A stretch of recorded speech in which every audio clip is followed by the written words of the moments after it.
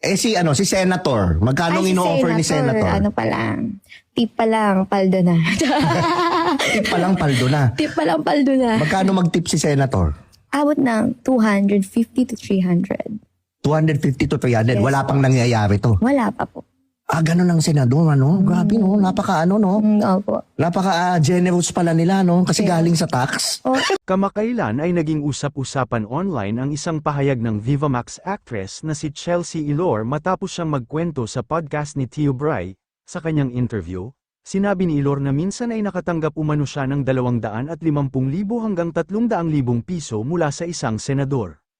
Ayon sa kanya, ang pangalan ng naturang senador ay nagsisimula sa letrang R at ang apelyido ay naglalaman ng letrang F. Hindi niya binanggit ang buong pangalan, ngunit mabilis itong kumalat sa social media at nagdulot ng sari-saring reaksyon mula sa publiko.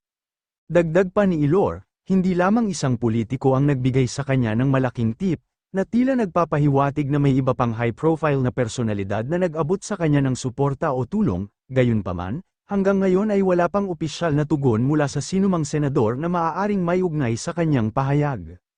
Habang patuloy na pinag-uusapan ang revelasyong ito, nananatiling mahigpit na paalala na hindi pa beripikado ang mga detalye at wala pang malinaw na ebidensyang magpapatunay sa mga nabanggit.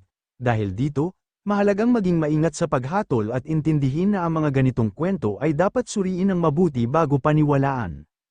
Ano ang pananaw ng publiko sa usaping ito? At ano ang posibleng implikasyon kung sakaling may maglabas ng opisyal na pahayag? Sa ngayon, patuloy pa ring sinusubaybayan ng marami ang magiging susunod na development sa kontrobersyang ito.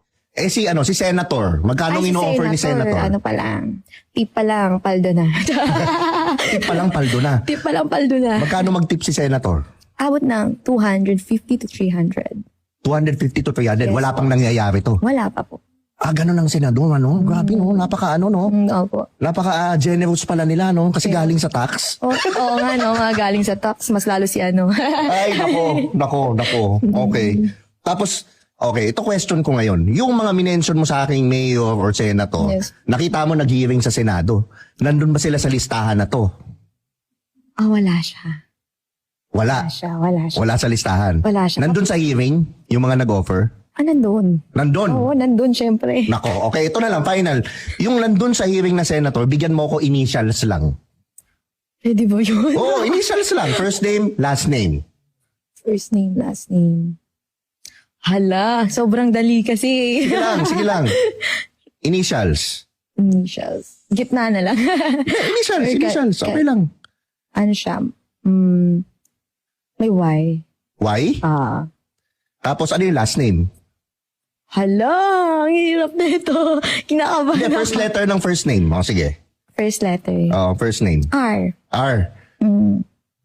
Last name. Hala, wag na. First letter ng last name. First letter ng last. Sige. Wag first letter. Last letter ng last name. letter. R ang first name, di ba? Opo. Last letter ng last name. F na lang. Ha? F. F ang last name. Opo. Yun ang last letter, yung elf? Hindi. Second, pangalaw. Pangalawa. Pangalawang letter ng last name. Opo.